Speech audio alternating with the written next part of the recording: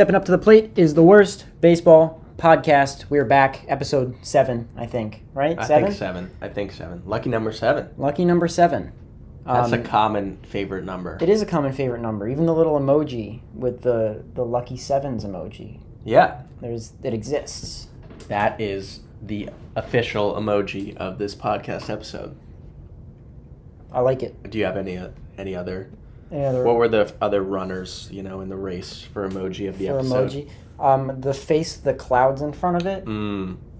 I feel like, I don't know. I can feel a little bit coy when it comes to my predictions sometimes. Well, there's a new emoji. It's like where the face is like it looks like it like has shock waves. Oh going yeah, around. that's it's a good really one. shocked. That's my favorite emoji, and that is an emoji I would use to describe what is happening in this baseball season. Because what a seamless it transition. has been a while. It has been a while since we talked, and I feel like shit has just gone off the rails. I mean, the Texas Rangers have fallen off the face of the earth. I mean, the Seattle Mariners rose from the dead and now might be fall back down to into their grave. Yeah, nice. On the same page. I mean, the Braves are still good. The Dodgers are still good. The Milwaukee Brewers have kind of solidified the fact that they're going to win the NL Central. The Cubs, what is happening with the Cubs? There are so many crazy things happening. The Diamondbacks are back. The Diamondbacks are back. They're Diamondback. They're Diamondback. They're Diamondbacking. They're Diamondback. I mean, the Rays almost caught the Orioles for a few days, and then they've lost a few in a row. There are so many things happening. I cannot wait until the playoffs. Playoff baseball. I can't even wait for the last few weeks. Can't wait for right now. The playoff seeding. I'm very excited to talk. I think this is a great time to talk. Absolutely, I think so too. We're going to address some playoff predictions a little bit later in the episode in the form of a new segment I like to call Gut Reaction. And that's going to be predicting the number of playoff wins for teams in the mix right now. We're not going to think about it. We're going to name the team. We're going to name the number. We're going to move on. But that's later. First, we have to finish our lists. Our number 10 to 1 in our Future of the Franchise rankings. The long-awaited top 10 for each of us. It could get contentious. I feel pretty confident in mine. I made some last-minute changes, so be prepared for that. And then we're going to do a future Hall of Famer draft, and I think that one's very fun because our criteria for that was we each draft 5 players in their 5th year or less who are most likely to make the Hall of Fame one day. So no Juan Soto, no Ronald Acuna, no Shohei Ohtani. Those guys debuted in 2018. They're in their 6th season right now. So anybody who debuted in 2019 or later has a chance, including prospects and rookies. So this could get pretty interesting. Going to be some pretty outlandish predictions there, I'm going to assume. Yeah, I would assume too. Then we're going to wrap things up with our number of playoff wins for teams in the mix, like I described before. But let's give the people what they're waiting for. Drum roll. Numbers 10 to 1. My number 10 team. Oh, you're just going to take it. You're not even going to let me you want to consider take going it? first. No, clearly you want it. No, be my guest. All right, I'll go. See, my way was a lot clearer. There was less back and forth. My number 10 team. Drum roll. Or a third. My number 10 team, the San Francisco Giants. Now, the San Francisco Giants are an interesting team because... Oh, you got a minute, too. I forgot what we time these. Should we start over? No, just talk. Just go. The San Francisco Giants are interesting because, frankly, it's not that talented of a roster. They're not in that great of a position. They don't have they have a decent farm system. I'm really selling them, high right here. But the reality is, I do think the San Francisco Giants are building something, and it's spearheaded by Farhan Zaidi and Gabe Kapler. I almost think a lot of times in soccer and basketball, to make the cross-sport analogy, there is no patience. They fire football managers, soccer football managers after a month. I think if the San Francisco Giants give Farhan Zaidi, Gabe Kapler, and the rest of that core 2 more years with the financial capital they demonstrated with guys they didn't sign, like Judge and Correa, and, front end of rotation guys like Logan Webb and possibly Kyle Harrison, if they give those guys patience in 2 years, and maybe they'll bring in an Ohtani, and maybe they'll make a huge splash, I think they're going to contend for World Series. I got some stuff to say about the Giants for sure. I like where your head's at with them. They have not made my list yet, so obviously they're in my top 10, but I'm going to go with, could that be any louder? Could that be any louder? It could. Anyway. My number 10 team is the Arizona Diamondbacks. Ooh. I believe you had them around 12. I you had them further back. I had the Diamondbacks. I talked about the Diamondbacks 2 months ago in the 20s. I think I had them 21st. Right, no, I remember this actually was our biggest difference. So I'm going to go ahead and say... Prove me wrong. Yeah, they have a lot of young talent, both as recent grads and prospects. I'm a Corbin Carroll believer. He's obviously proved himself this year. He's the center of this team. They have a proven ability to compete with other teams that have more resources than them, right? We went through a stretch just not so long ago where the Diamondbacks were like a wild card / division competing team in the NL West for years, right? Like that run from 2016-ish to 2021. The Diamondbacks were always in the mix, and they found themselves right back there again very soon. And, maybe they're a little bit ahead of schedule this season, but it's a tough division with lots of competition, and they don't have much spending power, but they've really established themselves as a team that knows how to get it done, do make more with less, similar to the Orioles, similar to the Rays. Have they really? I mean, it's been a great year. I don't know if they've established themselves as an organization like Baltimore has, like maybe some of those talented young teams have. They have Corbin Carroll and they have Zach Gallen, but besides that, they don't have much depth. I mean, I'm not Jordan Lawler. I'm not a big fan of his or Drew Jones. Drew honestly. Jones. I mean, a lot of ways to go with Drew Jones, but. I think that the Diamondbacks have the potential to make that splash in free agency, and they have yet to do so, and they are in a very tough division, but I just do like what I see from this team. I think they do have a strong core. They do have a strong foundation. I love Torey Lovullo. I think he's one of the best managers in baseball. So I think if the Diamondbacks have even 20% less of what your average team has to work with, they're still going to make something out of it. It's been a great year in Arizona. I mean, it's hard not to be happy if you're a Diamondbacks fan this year, I think, for sure, and we'll see what the future has in store for them. Yeah, you keep spilling water all over yourself. It's dripping. It's called condensation, and it's really cold. But go ahead with your number 9 team. My number 9 team, the Houston Astros. In 2014... Where do I have them? Not too far behind.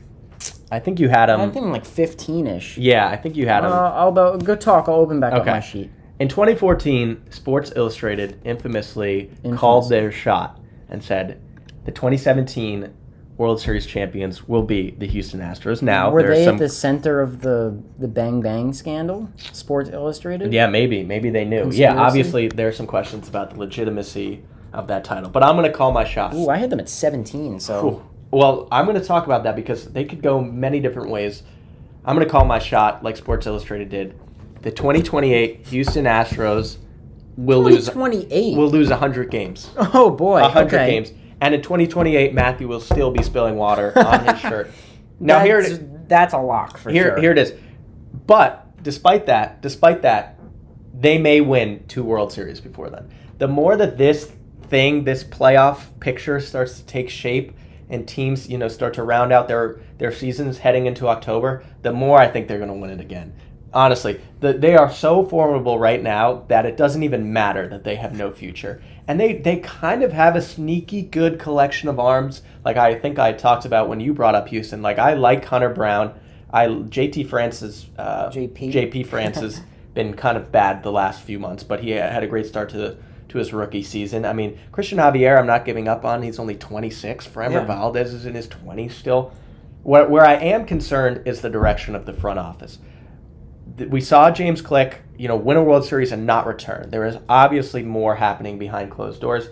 There's an ESPN article talking about how James Click did not like the role of Jim Crane in the front office, and he was very anti-analytical, bringing in Jeff Bagwell, who's infamously, talked about his love of the game and his hatred of analytics, even though the Astros have won everything the last 5 years. Something was working.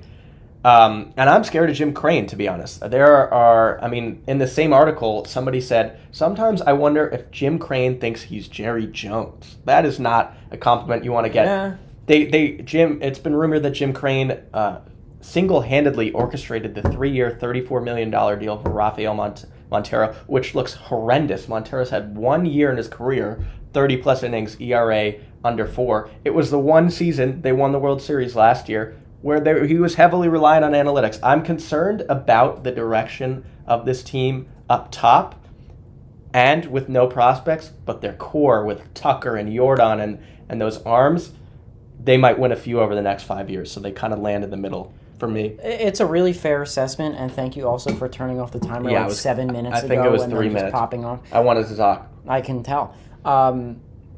No, I think you've made really fair points about Houston, and I am afraid of them in the playoffs this year.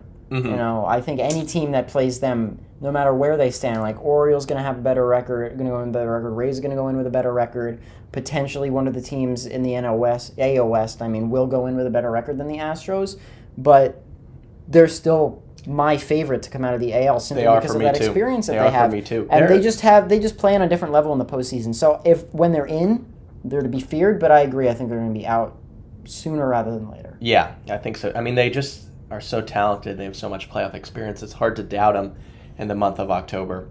Who's your number 9 team? My number 9 team is, I forget exactly where you put them, but I've got the New York Mets at number 9. Haven't brought them up yet. Okay. So despite us saying that they're cursed, which is my main drawback about the Mets, is that they're the Mets, right? We've talked about how they're just the Mets and they're cursed. But putting that to the side for a second, right? Let's look at this core. Lindor, Edwin Diaz, Brandon Nimmo, Jeff McNeil, Kodai Senga. They're on the books for a long time, and they're all very solid players. This team's problem is not lack of talent. This team's problem is that they're the New York Mets. Mm-hmm. But they have promising prospects. They did a great job at the deadline with the hand that they had. Mm-hmm. And they've got Uncle Stevie.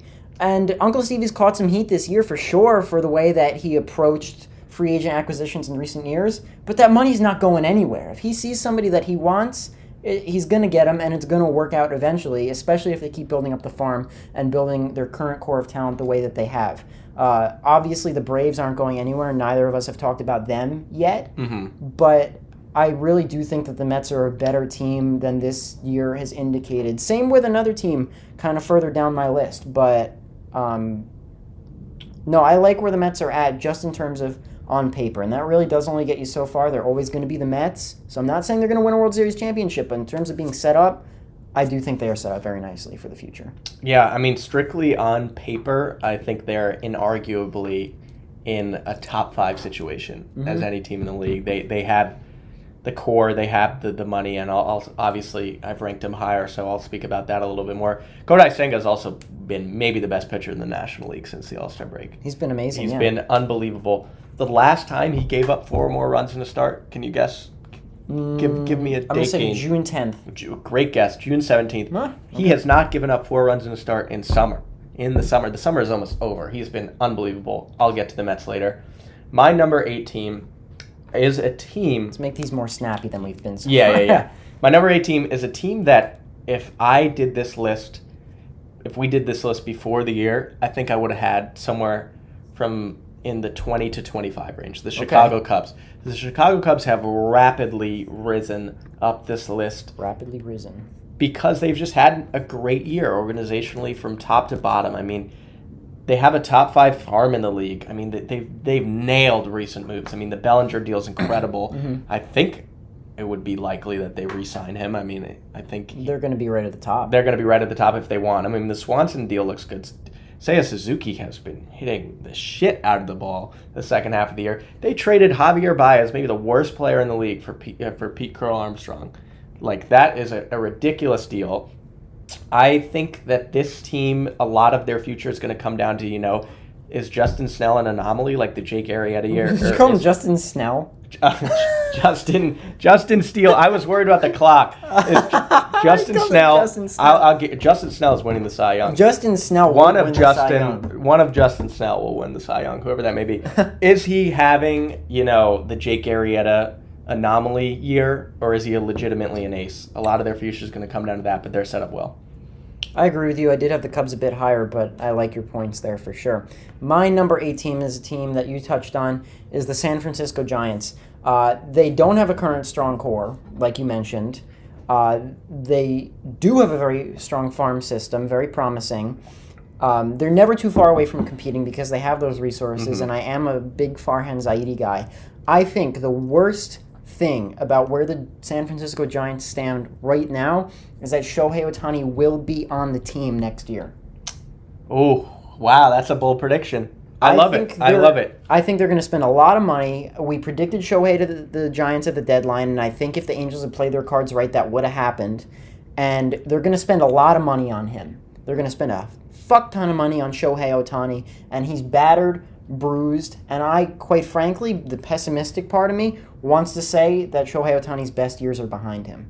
Oof.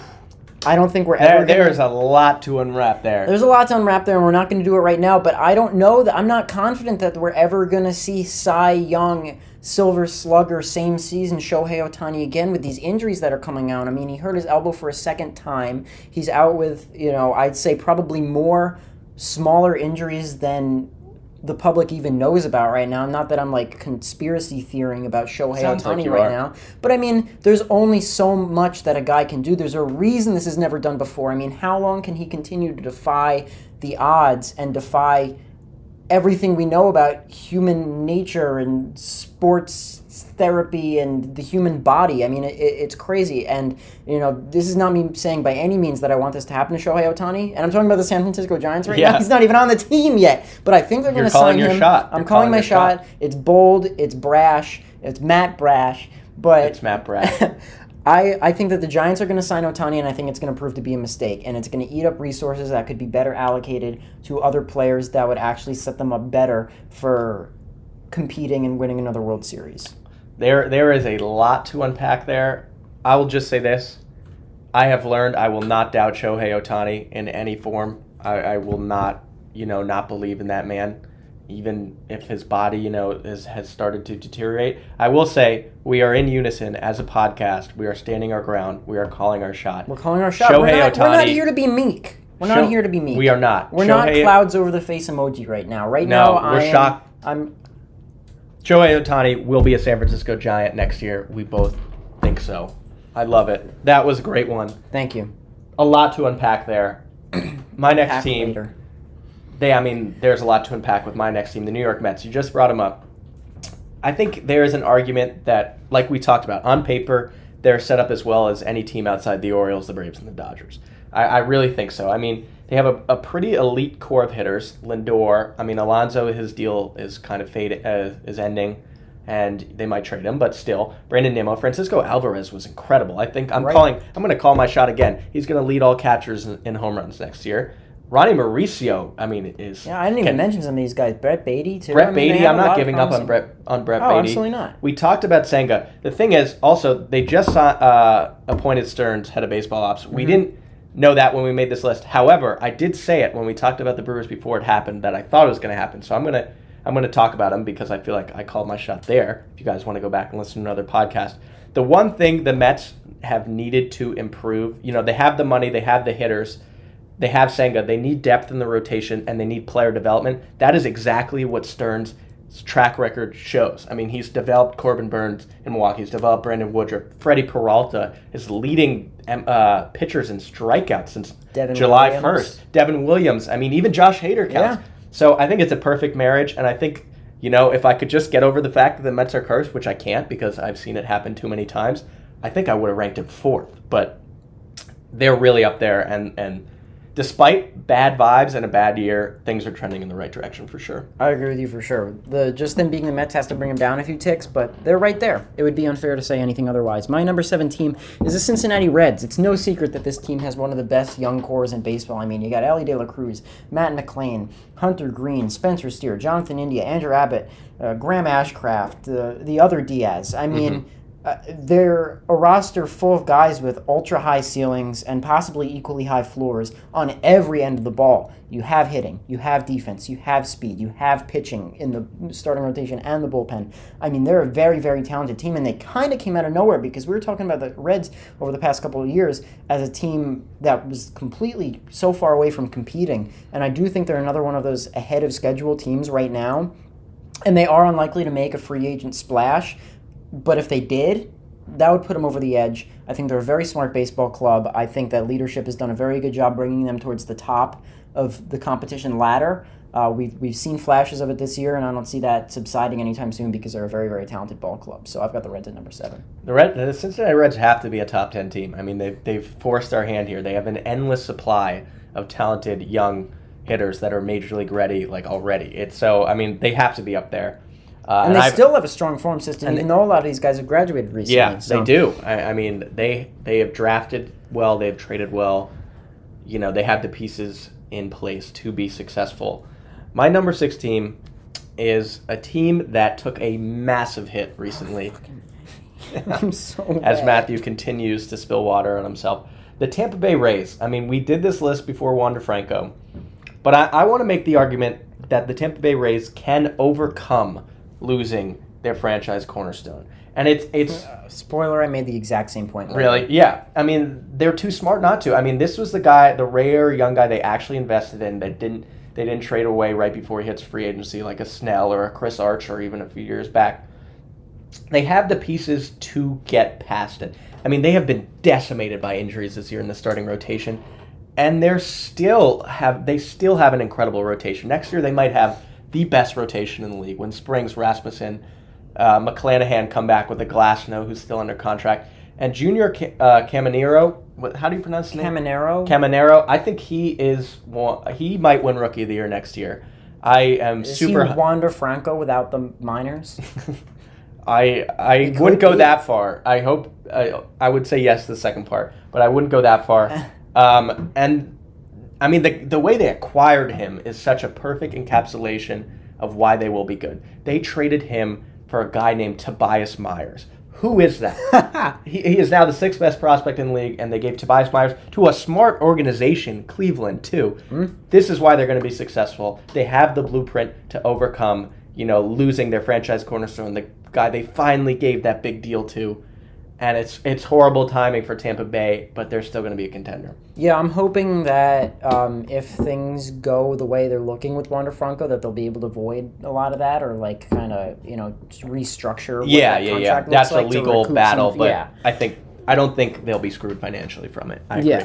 Yeah, my number 6 team is the Texas Rangers. I don't know exactly where you had them, but I really haven't talked about it. Yet. Okay, we've got a pretty similar top 10 then, but it's a hybrid of a star veteran core mixed with young talent.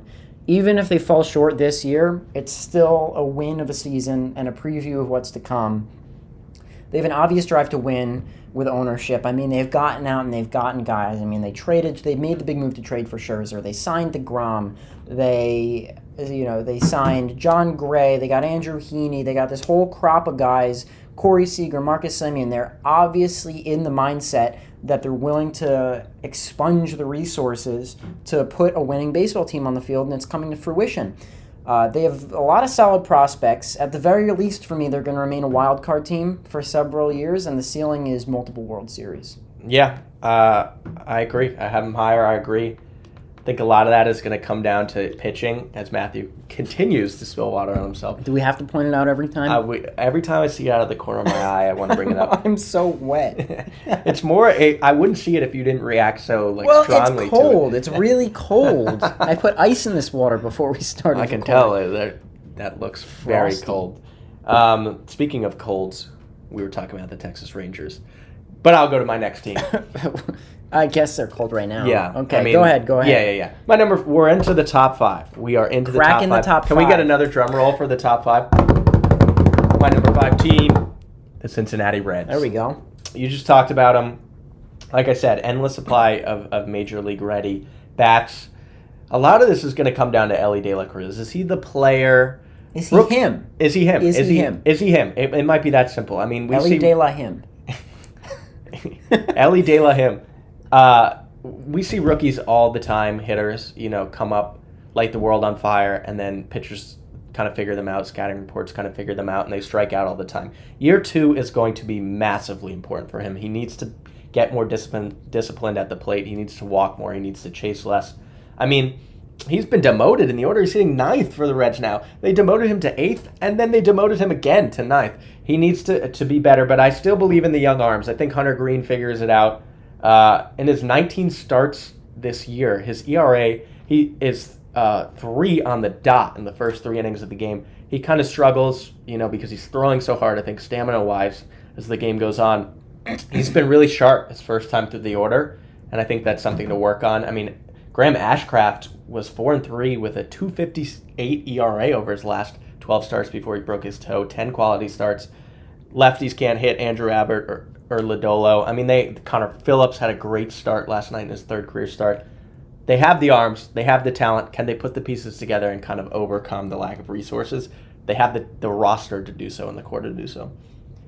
Yeah, I spoke pretty highly of the Reds. I had them a few spots behind you, but they have an insanely high ceiling. I think if I were to you mentioned before that we made these lists a while ago, but if I were to redo this list, I think I would have them up a couple spots, maybe ahead of the Texas Rangers.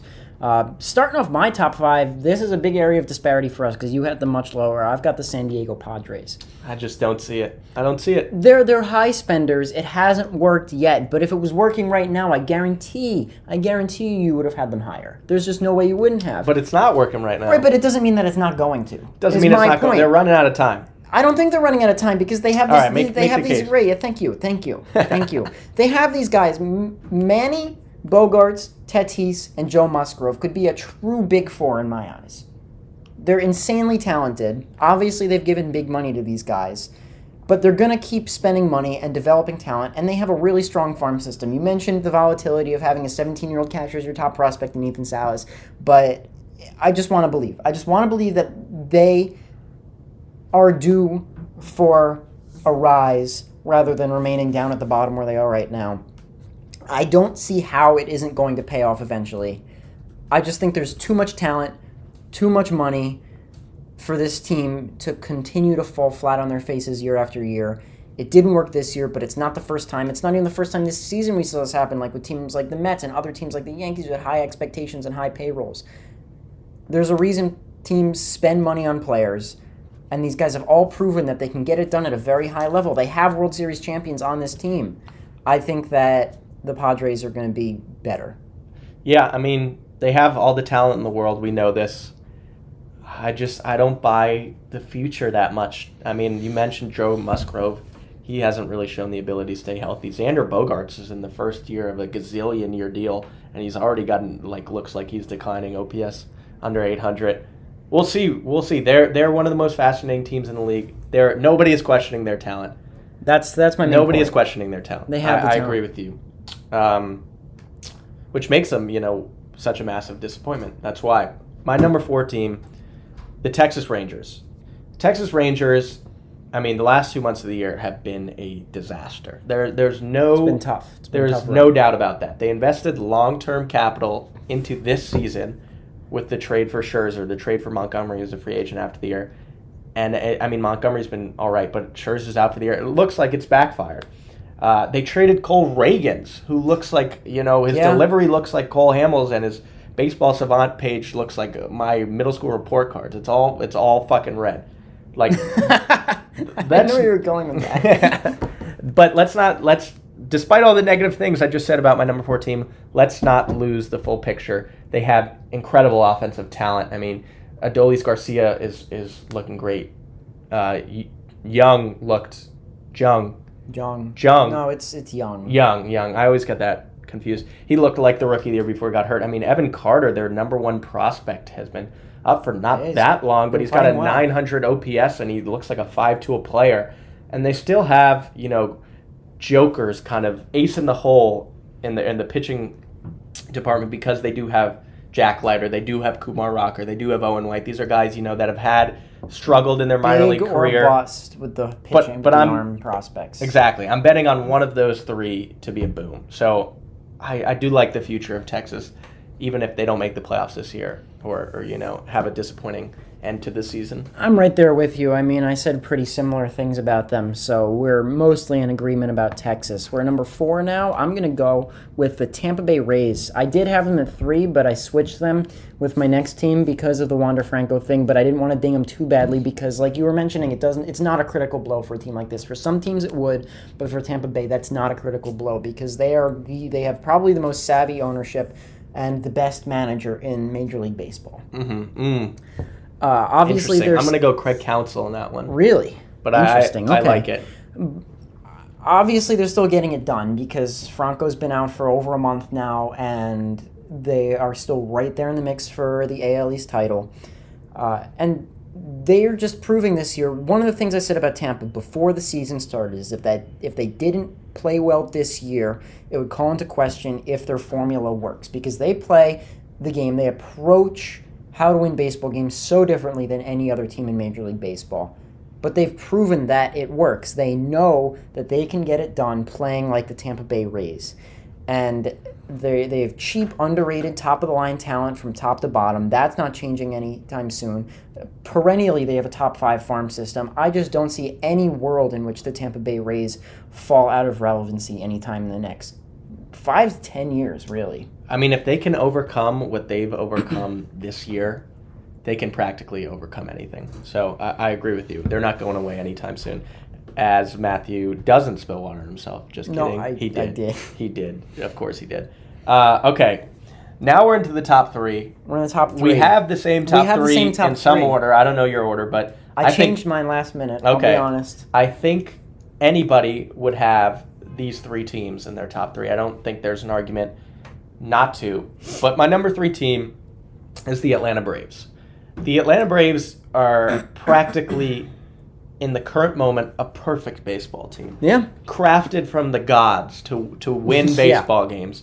I mean, we ranked, on my scale, I ranked, the current core out of 15. Do you want to know what I gave the Braves? What'd you give the Braves? A 16, because it's that was your formula, though. Well, I gave him a 15, but I would give him a 16. I gave them a 13 out of 14. Really, I don't understand how you could take anything away from what they've done with this 13 core. out of 14. Yeah, I know. I don't know how that's not a 14. I mean, Acuna is on the best contract in baseball, potentially. Without a Riley, question. Albies. I mean, they have every piece. Matt Olson Harris, just hit 52 Murphy, bombs. They have Spencer Strider. They still have Max Olson. Fried, who is a free agent after this year. Yeah. But they have the money to spend when that guy hits free agency because they've, exploited everybody else. Yes, I'm going to say exploited. I mean, I don't even know. I wouldn't go as far as exploitation. Yeah, no, I'm just joking around. Contract. I know, but Ronald Acuna could have made $600 million if he hit free agency. No, you're right. Whoever is advising him is not telling him the right steps to take. Who was his agent? That was right. Stupid. Yeah, it's a bad. He should be fired. But the reality is they don't have. He changed agents last November. A little late, buddy. A little late, Ronald. You just lost a cool $500 million.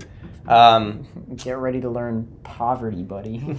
Yeah, right. I'm sure he'll be okay. Right. Yeah, I think so. But the reality is, with the farm system they have, which is really not that good, there's no way they can pass the top 2 teams, even if they're perfect in every other category. And they're going to win multiple World Series over the next decade. Just for the sake of argument, I am last minute going to switch my 2 and 3 team and put the Braves at 2, and I'll explain why in a minute. Mm-hmm. But I have the Dodgers at number 3, and they were originally my number 1 team. I know, okay, you got to admit you might be a little biased about I don't LA. think I am, but I'll save that. I originally did have them highest on my scale, but I had to move them to 2. I mean, it's a top-of-the-line organization with unlimited resources and top leadership. This is not a knock on the Dodgers having them at number 3 for me, but 2020 was fake.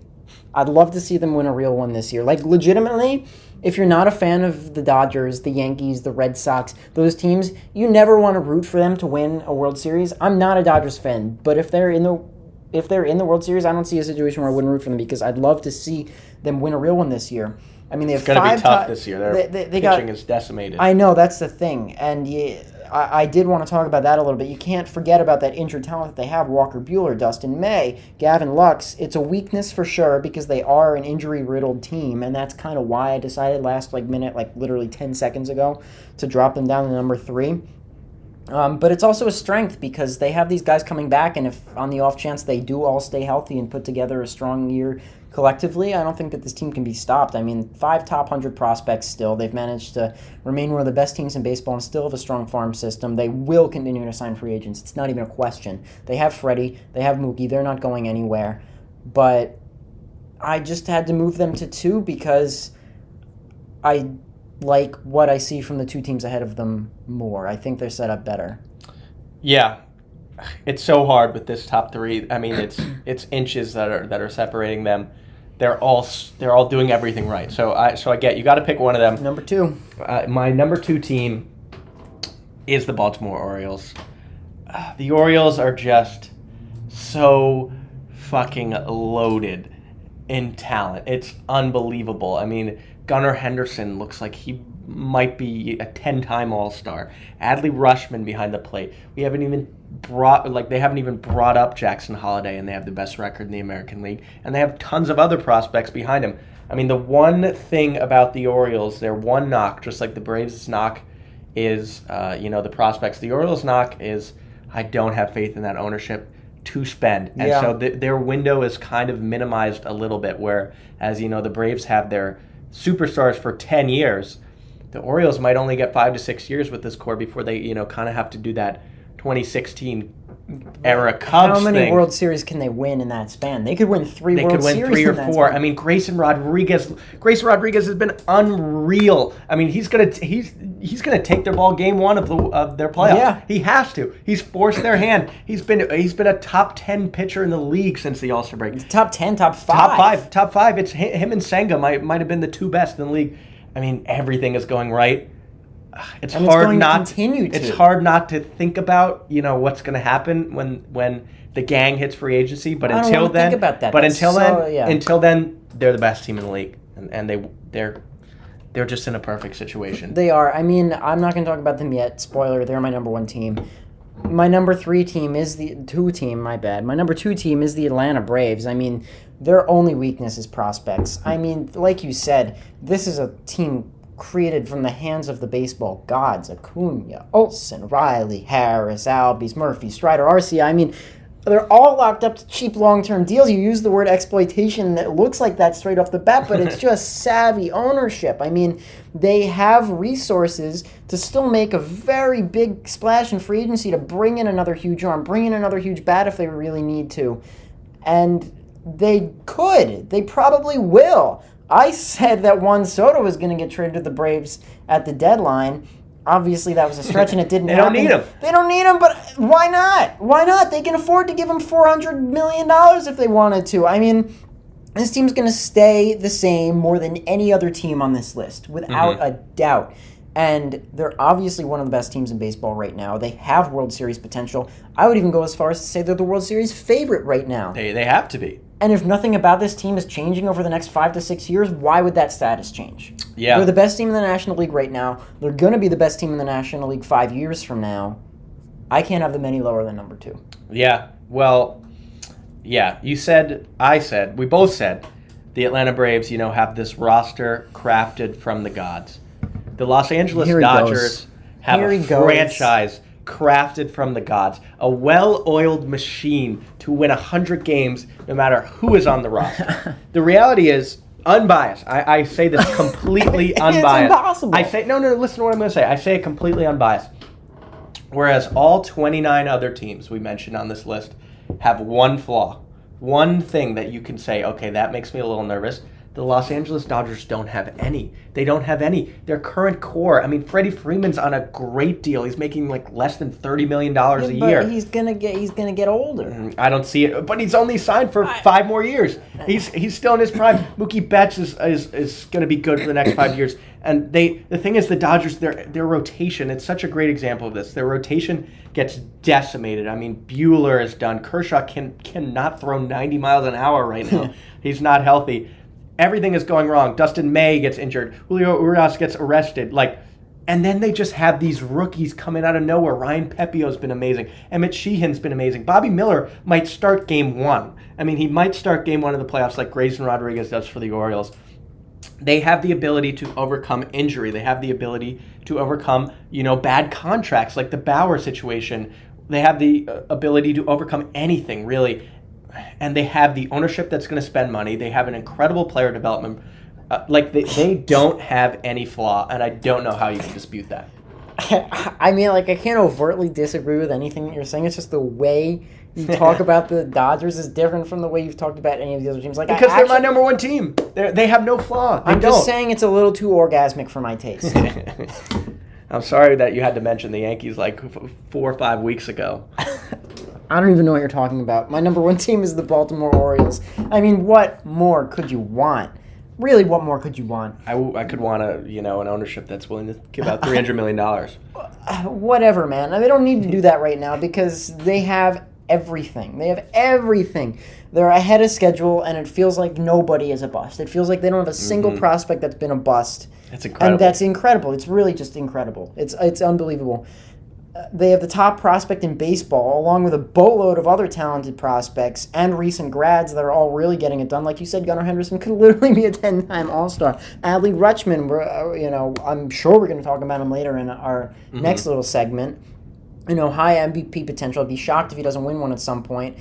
They have the financial liberty to make a free agent splash. I'd love to see him do it. I have my doubts just because of the ownership, but I mean, if they're one step away, if they're one player away, I don't see how they could. I really just don't. It's I was pessimistic before about another team. I'm going to be optimistic about the Orioles. I would be absolutely shocked if this team doesn't win a World Series by 2026. And that's the goal, right? What is the goal if not to win a World Series? This team has multiple World Series potential. They could do it this year. They could do it We this could be year. talking 2 months from now, and the Orioles would be the World Series champions of 2023. I mean, it's just, what more could you want? I literally have that in my notes. What more could you want?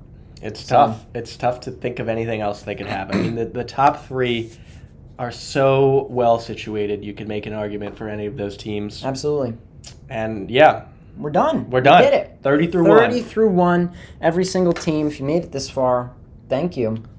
Tell us whose list you agree with more. Yeah. We might list them out on Instagram just for you to have a whole comprehensive list. But this was fun. A lot of fun. This was fun. We're going to have to think of another kind of continuous segment to do in some time, I guess. Yeah. But let's talk Think about of ideas. Let's have a little fun now. Let's have a little fun. It's our future Hall of Famer draft. We each draft 5 players. They have to be in their 5th year or less. And the criteria is who is most likely to make the Hall of Fame one day. Obviously, they're all going to be long shots. No, I don't think anybody in their 5th year or less has a WAR above 20 right now. So, I mean, obviously, that's only about a third of the way you get to be in Hall of Fame category. And prospects count if you want to go that far. Let's get crazy. This is purely speculative, meant to be outlandish to an extent. But I think we need to start this off with a little game of Rocky, Paper, Scissors. Let's do that game, whatever you just said. Let's do it. Everybody knows what I was talking about. I don't think I've won a rock, paper, scissors yet. I'm a great Rocky, Paper, Scissors player. All right. Okay, this is to see who goes first. Okay. Rocky, Paper, Scissors. Wait. It's Rocky, Paper, Scissors, shoot. Oh, yeah. Okay. Rocky, Paper, Scissors, shoot. Rocky, Paper, Scissors, shoot. Fucking A! Let's go. All right. My number one pick. My number one pick, I am going to go with Yordan Alvarez. Okay. Yordan Alvarez, in a generation where, it's tough to imagine players hitting 500 home runs. There's no guy. Let's keep the timer out. I like that. There's no guy better situated for that. Very simply, I think he's going to be the best home run hitter of this generation, and home runs get you into the Hall of Fame. That's true. And he's got a beautiful swing, and he rises to clutch moments, and he's going to win a shit ton of World Series. That's my number one pick. Very fair. Let's even on it. Let's even do 30 seconds on this I'll one. do it. Okay. Who's your number? Okay, two it's my number one. Number 2 overall, I guess. I don't know how you didn't take this player at number 1. It's Julio Rodriguez. I mean, he took a step forward in his sophomore year, which is rare. Certified All-Star, 2 straight All-Star appearances to start his year. Model of consistency. I mean, you look at his numbers last year compared to this year, they're all the same, but it's just like that great natural progression that is so rare nowadays in Major League Baseball. Something that I feel like we haven't even seen since like Chris Bryant. Mm-hmm. And he could be part of a great core. He's 22 years old. He's the potential narrative of leading the Mariners to their first World Series win.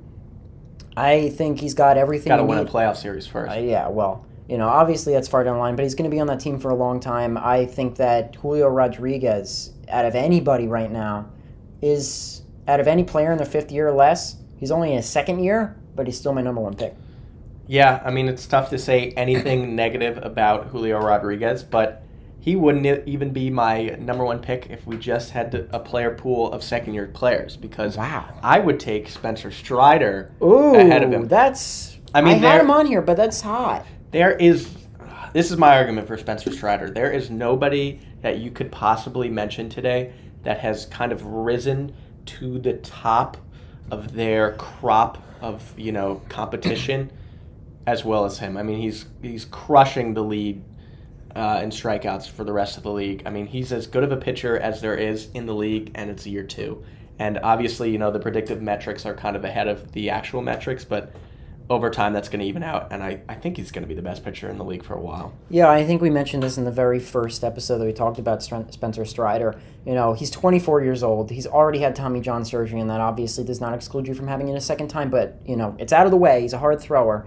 An astronomical strikeout pace, and just like you said about home runs getting you in the Hall of Fame, strikeouts get you in the Hall of Fame if you're a pitcher. If he lowers those homers and the volatility, I just don't see how he can't be on that track. And might I mention, he already has Hall of Fame thighs. First ballot. First ballot thighs. Hall of thighs. First ballot Hall of thighs. My number 2 pick, I'm going to go... You haven't taken any of my picks in order yet. Okay, that's good.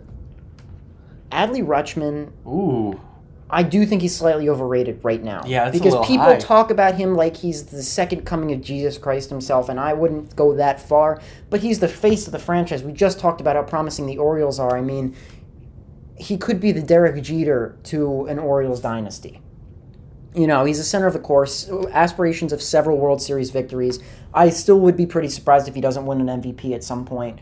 I think he's as close to a guy that we can say, yeah, he's going to be in the Hall of Fame one day as anybody who is as relatively inexperienced.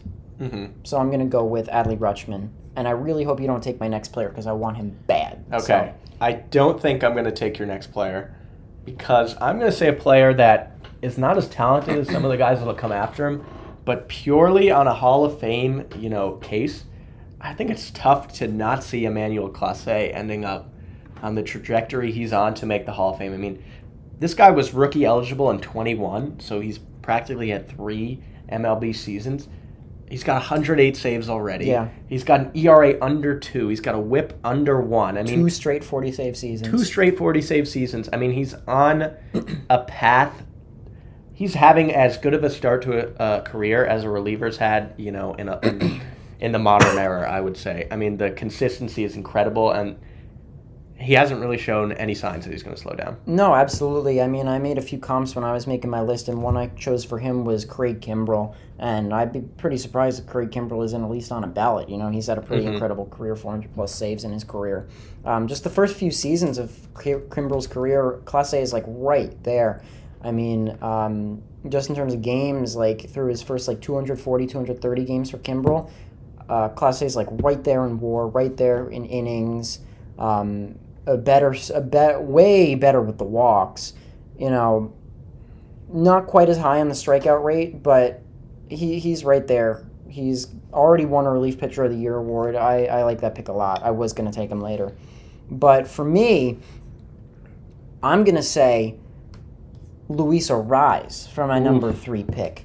And I was looking, this is my favorite comp that I made. He's a modern-day Tony Gwynn. Oh, I like that. Luis Arraez is a modern-day Tony Gwynn. I mean, he's the potential to bat 350-plus over the next 7 to 8 seasons.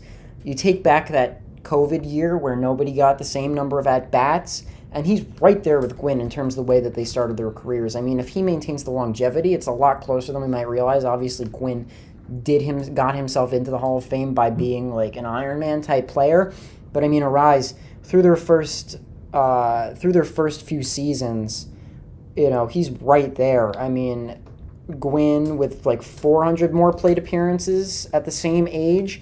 They have the exact same batting average. Arraez has a slightly higher on base, exactly the same slugging percentage. I mean, it's purely identical. A 123 OPS plus 126 for Gwynn. I mean, they're the same player in the first few years of their career. If Arraez can avoid injury and maintain this level of play, and I really think that's possible with the new rules that we've seen, I think that it would be really hard to not talk about Luis Arraez to be a Hall of Famer one day if he keeps this up. So yeah, I like that, but I actually think there's a player who fits this criteria who's more comparable to Tony Gwynn, and that's Bo Bichette. I had him on here later. Bo Bichette is off to an incredible start of his career. I mean, the guy's probably going to get his 3rd consecutive 170-plus hit season, which is kind of lost in the modern game. Just lost in the sauce. Lost in the sauce. I mean, he's got a higher career OPS than Arraez by about 15 percentage points. 16.7 career WAR already. I mean, he's got a little bit more power than Gwynn. Jeez, Ooh, we didn't let that happen once. didn't let it happen once. But I rest my case. Bo Bichette, my 4th pick. My comp for Bichette actually on my list was actually Yogi Berra because their numbers are super similar too through similar plate appearances. Bichette's got a higher WAR, more home runs, more stolen bases, higher OPS plus, right there in batting average, right there in on base, right there in slugging percentage. Obviously, Yogi Berra went on an absolute tear and was an all-star 18 seasons in a row with 3 MVPs in the mix. But I would be very surprised if Bichette does that. But I do like the pick. He was on my list. Number 4, okay, you took Strider. I'm going to go a little bit out on a limb with my number 4. We're on number 4, right? Number 4. I'm going to go a little bit out on a limb on my number 4 pick. And I think if it weren't for the elephant in the room with this guy, I think I know who you're he would be number 1. It's got to be Fernando Tatis Jr. Is that who you thought I was going to say? Yeah. Yeah, I mean, it's not a serious PED infraction as A-Rod Bonds, like, not the same. It's still a PED infraction, and that's why he dropped down on my list. It probably didn't even make yours. But he's got nearly a 20 WAR at age 24. It's pretty unbelievable. He's going to repeat what he did in 2021. But it's really just that PED thing that's going to hold him back. And it's some smut on his resume for sure, but I think it would really be doing him it would be really disrespectful to him to not at least mention him, because I think that happened so early in his career, and if he straightens out and doesn't have any more controversies and blossoms into the player we all know he can be, he's going to get Hall of Fame votes one day. Yeah, I mean, that was kind of the prevention for me, like, of picking him, was the PED stuff. If it wasn't there, I think he would have been my number 1 overall pick. So it's hard to disagree. That's gray area. What will voters think of that? Number 5. My last pick. I'm between 2 guys here, but I have to take my favorite player, and I haven't said his name yet. Yuri Wembanyama. Here it is. Yuri Perez is on pace to make the Hall of Fame. That was just for the clip. That was solely for the clip and the Instagram engagement. Yeah, Say it one more time. Look right into the camera and say it. Okay. Let's act like we're having a conversation. Okay. So I picked Yuri Perez because Yuri Perez is on track to make the Hall of Fame. I said it. Mic drop. Yeah, he's just an incredible pitcher. I mean, we're basing this off one season. It's a bit ridiculous, but that season is as impressive as I've seen from a 20-year-old. Like I said, he's the highest pitching prospect in my eyes since Steven Strasburg, since Jose Fernandez. The sky is the limit, and then some, because he's already in the sky. He's so fucking tall. But the moon is the limit for Yuri Wembanyama. I like the pick. I figured you were going to grab him. My final pick today is a guy that we have really completely forgotten about. In general, I mean, nobody talks about this guy as being a top player in baseball anymore, and for no, real great reason, is Vladimir Guerrero Jr.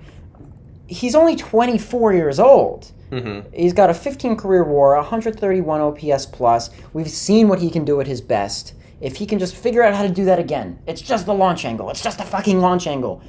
He is going to be feared. He should be feared. My comp for him is Eddie Murray, and honestly, this is maybe my best comp. I think you've said that 3 consecutive times. I just keep impressing myself with how good my comps are. I don't know what to tell you.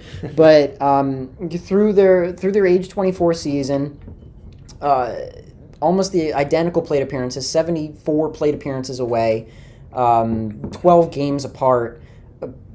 Vladdy's got him beat in home runs, beat in RBIs, beaten on base, beaten slug, beaten OPS.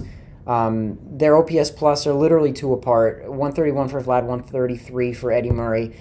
It's a great comp in my opinion, and obviously Murray's a Hall of Famer. Vladdy is so talented, and if he can just figure out how to elevate the ball consistently, he's going to be one of the best hitters in baseball for the next 10 years. Yeah. Can I push back very quickly? Very quickly. Pete Alonso has 63 more home runs and less plate appearances than Vladimir Guerrero. How old is Pete Alonso? I mean, he's older, but they're in the same years of their career, 2019. Age is what matters here. It does. It matters a lot. Doesn't matter so much to Wander Franco, though. Okay. And on that note, let's talk about the playoffs. Let's talk about the playoffs. Final segment here. We're going rapid fire gut reaction. How many wins will each of these playoff teams win? We're going to name them in order. Don't think, just shout. The max number of wins you can get for a wild card team is 13. That's like if you win, all the way to the World Series, starting in the wild card series, going all the way to the World Series, and 11 for non-wild card teams because obviously they don't have to win those 2 wild card series games. Wins by series, just to make everything very clear. Wild card win 2. It's 2 games, best of 3. DS is best of 5. You got to win 3. Championship series is best of 7, got to win 4, same as the World Series. Our numbers may not make sense mathematically, so don't correct us. I truly have not thought this out at all. No, this is literally, it's called gut reaction for a reason, not math reaction, not math blasters, not math is fun, not math we love. So we're gonna go. We're gonna go. It's not called that. You're right. We're gonna go in order right now. Any team that's kind of right there for now. Starting with the top of the American League. Do you want to start at the top of the American League or top of the National League? American League. Okay, let's start at the top of the American League. That is the Baltimore Orioles. How many playoff games will the Baltimore Orioles win? 3, 2, 1, 6. Ooh. 2. Okay. 2. I just think... You don't think they're going to go deep? I think they're going to face a really good team in round 1 that's probably just on par with them. And it's going to be tougher. It's going to be tough to win a series. Fair. I have them losing in the championship series. I have them winning those 3 DS games and then competing in the championship and not quite making it. But interesting disparity there. Next team is the Houston Astros. How many games will the Houston Astros win in the playoffs this year? 3, 2, 1, 10. 8. We're right there. We're close. We're close. I like this game. You have them getting to Game 7 of the World Series.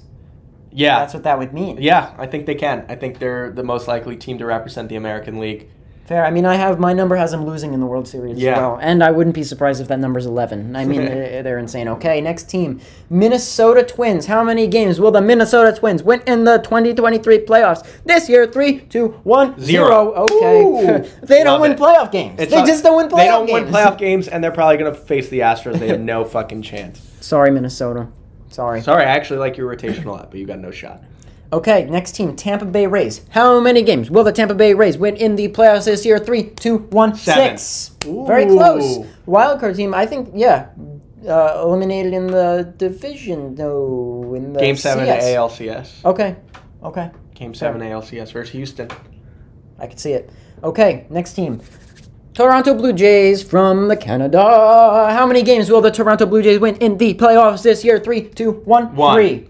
Ooh, you got to win in this series. I got to win the wild card series. Yeah, but I don't see them going much further than that. You got them losing the wild card series? Yeah. Yes, I do. All right. I almost said 0, but I said 1. It's a minimum 1 for me. Okay. Next team, Los Seattle Mariners. How many games will the Seattle Mariners win in the playoffs this year? 3, 2, 1, 7. Ooh. That's a big difference. That's a big difference right there. I see the Mariners winning that wild card round and then probably doing again. Nothing. And I saw you. I'm trying to ignore it, but it's hard not to out of the corner of my eye. I did. I played it up that time. I say 2. I think that I just want to believe in Seattle this year. I have them winning the wild card, winning the DS, and then losing in the championship series. Okay. Okay. Final AL team. Texas Rangers. How many games will the Texas Rangers win in the playoffs this year? 3, 2, 1, 0. 1. I don't think they get there. You don't think they get there? I don't think they get there. Good team's going to be left out, and I trust Toronto and I trust Seattle more. Phew. Okay. National League. Okay. One of us is going to have to say a big number at some point. Hey, I said 10. I got to double digits. Fair. Okay, but I'm going to... It might be this next team. It might be this next team. The Atlanta Braves. How many games will the Atlanta Braves win in the playoffs this year? 3, 2, 1, 11. It has to be them. It has to be them. At this point, for the sake of this game, they're the favorite. That's it. That's Simple as that. Los Angeles Dodgers. How many games will the Los Angeles Dodgers win in the playoffs this year? 3, 2, 1, 7. Ooh. All right, that bias not coming out this time. Their rotation is decimated. You fair. think 7, That's so you think games they can push the Braves 7 games? I think they can push the Braves. Why not? Right. Why not? They have the experience. They're the Dodgers. Yeah. They're the Dodgers. Okay. Next team, Milwaukee Brewers. How many games will the Milwaukee Brewers win in the playoffs this year? 3, 2, 1, 2. 1. Very similar. Rotation is too good in that 5-game series really to not push whoever they face. You're right, but that I just don't trust the lineup. I just don't see it with the lineup. I'll say this, I would not be shocked if the Brewers beat the Dodgers in the first round with that rotation of 5-game series. All right. Next team, the Philadelphia Phillies. Very interesting one. Yeah, this is... How many games will the Philadelphia Phillies win in the Are you getting playoffs? It's Philadelphia Phillies is kind of a mouthful. Philadelphia Phillies. How many games will the Philadelphia Phillies win in the playoffs this year? 3, 2, 1, 8. 4. Ooh, you got it. So you got them. I got them going back. And the Braves. Yes. I got him going. I said the math might not make sense. The math might not make sense. It's That's gut okay. reaction. My gut tells me that they're going to make a deep run. Maybe it's 7, maybe it's 8. I don't know. I thought about whatever. it a little bit more, and if I didn't, I would put the Philadelphia Phillies up there with the Braves. I actually have a 3-way NLCS for the first time ever between the Braves, Dodgers, and Phillies. The Phillies are going to beat the 5 seed, and they're going to face the Braves in the second round, and they're both going to advance in a record-breaking series where they're both just so good. They both get to the end. I actually think they just all, like, there's a top of the inning, there's a middle of the inning, and then there's a bottom of the inning. They're all going to play There's going to be the a third same team. games. They're both going to be facing the Marlins. You heard it here first. Next team is the Arizona Diamondbacks. How many games will the Arizona Diamondbacks win in the playoffs this year? 3, 2, 1, 1. 0. I don't think they get the 5 seed, and they're not taking a game that's with Milwaukee. Fair. That's fair. You have 1?